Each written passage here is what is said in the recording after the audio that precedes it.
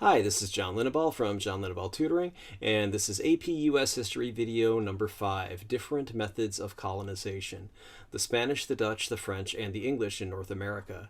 Notice that I left off the Oxford comma here. You can either put it in or put it out. Either way, it's okay. So let's move on. Different patterns for different empires. The Spanish, Dutch, French, and English all developed slightly different to radically different patterns of colonization. These differences sprang from different economic and social goals and different cultures.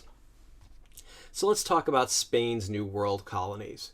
We already discussed these in previous videos in this series, so you should watch this whole playlist if you want to learn about that in detail. If you haven't and don't have time, etc., we will do a little bit of a review right here. In the evolution of Spanish America, the encomienda system, it was a system in which private parties were granted land by the king or the queen in return for converting natives to Catholicism. Landowners could force the natives to be slaves for agriculture, mining, etc. The encomienda system was replaced by repartimiento. You can see the Bartolomé de las Casas. You can go look that up, or again, watch the previous videos in this playlist, which really wasn't much of a different system, but at least laborers had to be paid. Africans were also, of course, added to the labor force. Population changes in Spanish America. By 1650, 350,000 Spaniards had moved to the Americas along with roughly 250,000 Africans. Indians and Native Americans were still the majority, but by 1570, the native population had been reduced 90% from what it was in 1492, when, of course, Columbus came and sailed the ocean blue, right? That was mostly disease that came from Europe, so since the Native Americans didn't have any natural immunity to these diseases to which they had never been exposed before, they caught the diseases and died. Intermarriage created a complex social hierarchy, so see the previous video, video 4, the social structure of Spanish America, divergent worldviews of Europeans and Native Americans. The Spanish Empire was controlled by the crown, which makes sense. It's the Spanish crown. They would, of course, control the Spanish Empire. So the Spanish crown controlled Spanish America tightly, especially after the repartimiento system was installed in the 1500s through the 1600s. During that time, there were two administrative units controlled by the empire. The northern was the Viceroyalty of New Spain, as we can see here, and this written in Spanish and Portuguese. So here we have the Viceroyalty of New Spain, and the southern was the Viceroyalty of Peru, which was headquartered in Lima, and the northern, of course, was headquartered in Mexico City. New Spain reached into territory that is now Florida and New Mexico, but failed to place enough troops, settlers, etc. there to control those areas, so they didn't hang on to them for very long. In relative terms, in historical terms anyway. Indians and Catholicism. The Native Americans, or the Indians, so to speak, lived separately from Spanish colonists in completely separate communities. They had different leaders, different languages, different cultures. They just didn't live with the Spanish colonists. The Spanish priests were very aggressive about converting natives to Catholicism. Remember, that was the point of the encomienda system. And succeeded after a fashion, or in a way, but only with certain modifications being made to the religion. Accepting Jesus as only one of many gods, it's kind of a big no-no in mainstream Catholicism or Christianity in general. So a lot of the natives inserted Christian beliefs into their polytheistic religion, where they had more than one god. Native religious practices also affected Catholic practices in the area. The priests accepted that was probably the best result they were going to get, so they just went with it. A little improv, if you will. French and Dutch colonies. Those were different from the Spanish and the English and the French. The French and Dutch were different from the Spanish and English. Obviously, the French were not different from the French. So the French and Dutch settlements were mostly meant to be trading posts, not areas from which large parts of the Americas would be controlled by the French or Dutch. They also weren't places where large numbers of French people or Dutch people would be resettled into the Americas. So the French and the Dutch often intermarried with Indians, strengthening ties for furs, etc. So you can compare that with other empires throughout history. In other empires, a lot of times the local officials did actually intermarry with natives of that region, etc., for the same reason. Here you can see they're trading, it looks like furs, and we have a Native American smoking a calumet or a peace pipe, and we'll revisit that in a minute. French colonies. France had huge colonies, huge tracts of land, but didn't actually have many people on the ground there. New France went from the mouth of the St. Lawrence River in Quebec to most of the Great Lakes region and the Ohio River Valley to the Great Basin, as well as what would have become New Orleans, or what would become New Orleans, I should say. The first permanent French settlements were at Port Royal, 1605, which later became Nova Scotia, and Quebec, 1608, which was founded by Samuel de Champlain. In 1642, the French founded a settlement that became Montreal. It was not until late in the 1600s that the French established settlements by the Great Lakes and at New Orleans. The French Native American diplomacy. Well, as we mentioned, the French didn't have enough troops on the ground to force the Indians/Native Americans to do anything, so they had to rely upon diplomacy. So, the French military officers learned native languages and diplomatic protocol, such as smoking the calumet or the peace pipe, as this Lego Native American is showing us. And as we can see, Calumet brand baking powder, baking soda. It celebrates the peace pipe. There's also Calumet City, Illinois. There's some other towns that are also named Calumet this or Calumet that, Calumet the other thing. And also, Calumet baking powder is featured in The Shining, the horror movie that came out about 1980, based on the novel by Stephen King of the same title, or eponymous, if you will.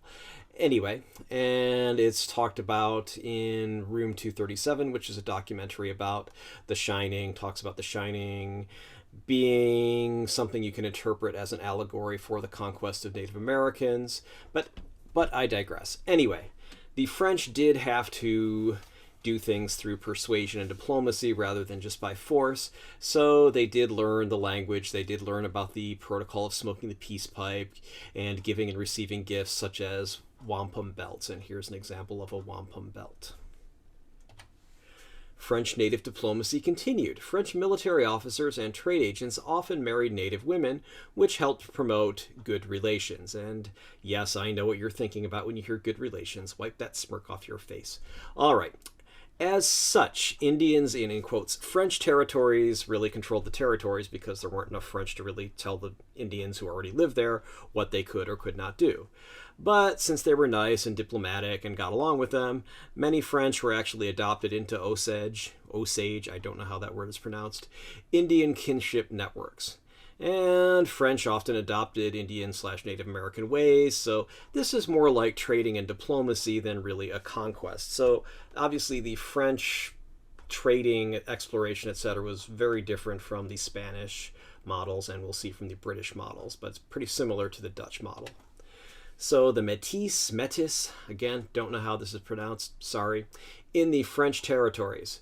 As was the case with the Spanish, the French sent very few women to the Americas. As such, French colonists who wanted to marry, etc., certainly anything with the opposite sex, had to mate with native women. Lifestyles mingled, so you had French and Indian clothing styles mingled. They might wear French shirts, but Native American style pants and shoes. Buildings such as when Detroit originally was built as a village in, of course, what would later become Michigan. The buildings were made with French architecture. Detroit was built in the style of a French village, but the buildings were covered in tree bark, which was a very Native American style. So that's the original settling of Detroit. Or I'm sure they pronounce it Detroit. Anyway, basically means strait because it was near a strait. So, offspring of mixed marriage were called métis. That's Old French for mixed or mixed blood. Native American métis women were very important in these communities because they were cultural mediators between the French and the Native Americans, and they also were pretty good fur trade brokers. So that was very different from the role of French women in French homes and French society. Métis combined Catholic and native religious practices. Métis communities also existed after the French ceded the colonies to the British, etc. in 1763 because, again, who else was out there? So there they were. Dutch settlers and traders in the Americas.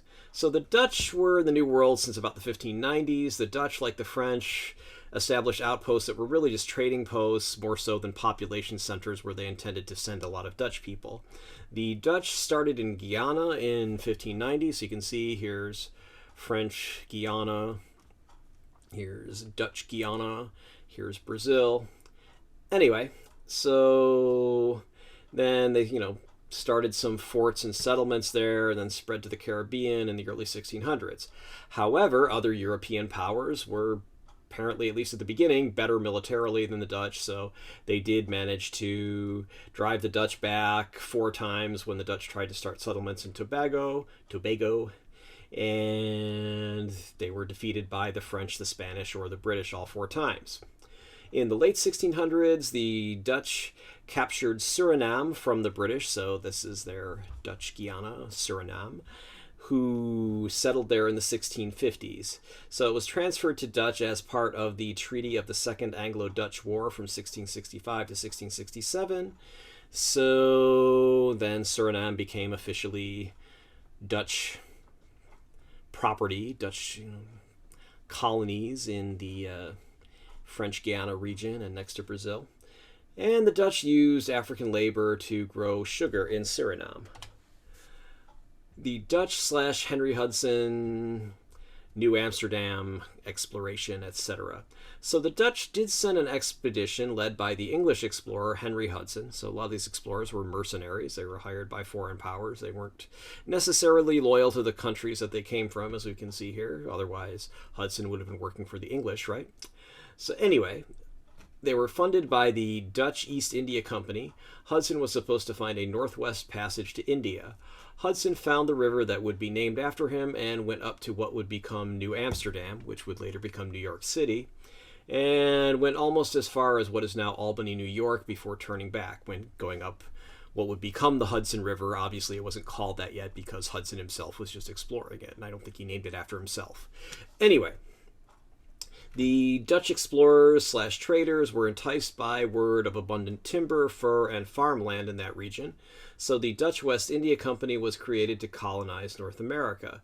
The Dutch claimed huge land areas from Cape Cod to the Delaware River, but later had to cede some of this to the British colonists who were already in Connecticut, right next door.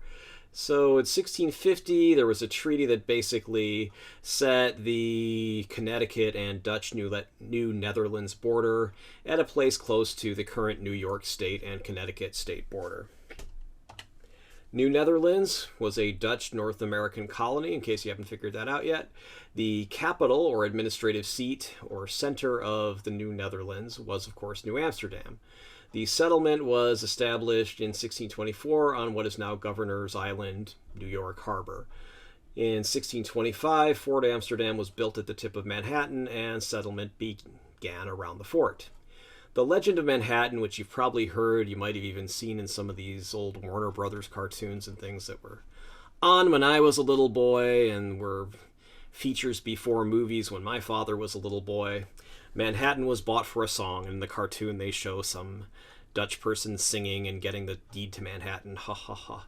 Anyway, Peter Minuit, the company director general of New Amsterdam, paid the natives roughly $24. Not sure what country's dollars. I believe dollars originated in Spain, so maybe they were Spanish dollars. But $24 back then must have been a lot of money. But it's unlikely that even back then, $24 would have been a fair trade for the rights to the island of Manhattan, even without the development, etc. So, as you might guess, this entire story is probably a myth. The intent of the natives to, in quotes, sell the island, the value of the goods, and even the authority of the Indians' agents. I mean, who were these guys? Did they even have the authority to, in quotes, sell this island to a bunch of Dutch people? Probably not, since they probably didn't have the ownership rights to it. So all of that is in question, but some stories are just too memorable, good/bad to die. You can think of zombie lies, such as Bill Maher, or you can look it up in the Urban Dictionary here. So we can go Urban Dictionary. Da, da, da. Okay, so we can go to zombie lie. All right. Zombie lies. Okay. So these are lies that won't die no matter what the facts are. So, all right. It's a lie that no matter how many times it's disproven, never, oops. They used a bad word here. Effing die. So, da da da. So we see in 2009, Republicans were calling Obama a Muslim when just a year earlier they were saying that he was too close to his wacko Christian minister. 7 years later, this zombie lie has risen from the dead. Other zombie lies include tax cuts pay for themselves or Saddam Hussein had WMDs. So no matter what your politics are, you can understand that a zombie lie is just something that, no matter how many times it's disproven, keeps coming up. You can just think of the $24 Manhattan being sold for a song thing as being just a historical zombie lie. Probably akin to George Washington and the cherry tree. I cannot tell a lie. You know that didn't happen. Okay. The economy of New Amsterdam. The Dutch West India Company had problems making profits since settlers didn't want to come despite generous land grants. Settlers of all ethnic backgrounds, including the Portuguese Jewish colonists, originally headed to Brazil, came to New Amsterdam. So some people originally going to go to Brazil came to New Amsterdam. The Dutch also brought African slaves to New Amsterdam. I just shortened it to NA here. Peter Stuyvesant was kind of a dictatorial, heavy-handed governor of New Amsterdam. He was hired by the company, so he's really more of a corporate administrator than somebody who was elected by anybody or chosen for his great gubernatorial powers. He was just somebody's like, okay, yeah, we'll put you in charge. You're the CEO of this branch of the company, etc. So, Charles II of England sent the British Navy, or the English Navy, to New Amsterdam, and since New Amsterdam was massively outnumbered and outgunned by the British Navy, remember, at this point, after the Battle of Trafalgar, etc., the British Navy was the top gun in the world. That was the world's preeminent naval power. So the Dutch knew what was going on, and through Peter Stuyvesant surrendered New Amsterdam in 1664. New Amsterdam was officially transferred to the British as part of a treaty ending the Second Anglo-Dutch War in 1667. Remember the previous thing that we covered in the Anglo-Dutch War where we talked about Suriname here. So, okay. So the Dutch got Suriname but lost New York City. Probably not a great trade. Anyway, let's look at English colonization. English colonization was different from Spanish, Dutch, or French colonization. The English sent many settlers to the colonies, unlike the Spanish, the Dutch, or the French. Why? Well, there's a good reason. One, there was population pressures. European demand for wool caused conversion of farmland, so you can imagine all this being farmland at one point, to pastures for sheep to graze in, which is great if you need raw material for your wool factory because the sheep are going to be a lot more helpful than staple crops, which aren't going to give you any wool at all. But that means that farmers who lived on land like this had to be evicted, and there were food shortages because if you're not growing land on here and you don't have farmers to harvest whatever is grown on the land, you don't have food to feed people. So, as a result, England had many poor people who would be glad to leave for America rather than starving or resorting to crime and getting caught and being executed and all those great things. Funny how that works. Okay, trade and the English merchant class. So England had developed a huge domestic wool processing industry which prospered, creating huge profits for landowners, the people who owned the sheep pastures, and entrepreneurs, the factory owners, merchants, etc., until the second half of the 1500s when the wool trade weakened. Maybe wool sweaters last a long time, I don't know, whatever. The demand for wool went down. So Oxford clergyman Richard Hakluyt, I don't know how that's pronounced, Hakluyt, if anyone can tell me, please let me know, encouraged colonization of foreign lands as a way to draw off surplus population and create foreign markets for English goods. Colonization of Ireland. Now you might be thinking, hey, John, I know Ireland is not in the New World. Why are we talking about this? Hold on, we'll discuss it. The English practice of colonizing other territories with settlers was established in Ireland. So Ireland was a test case. I mean, it was right across the sea. It was really easy to do. In the 1550s to the 1570s, English and Scottish flooded Ireland, establishing settlements and driving out the native Irish. So you have things like today, you have Northern Ireland here, which is populated mostly by people who are not native Irish, and the Republic of Ireland, which is mostly people who are native Irish. So Protestant, Catholic, native Irish, not native Irish. See that? Okay. So, there was a similar practice of oppression and subjugation based upon the English belief in superiority over the native Irish. It foreshadowed the English settlement in North America, where they believed in superiority over Native Americans.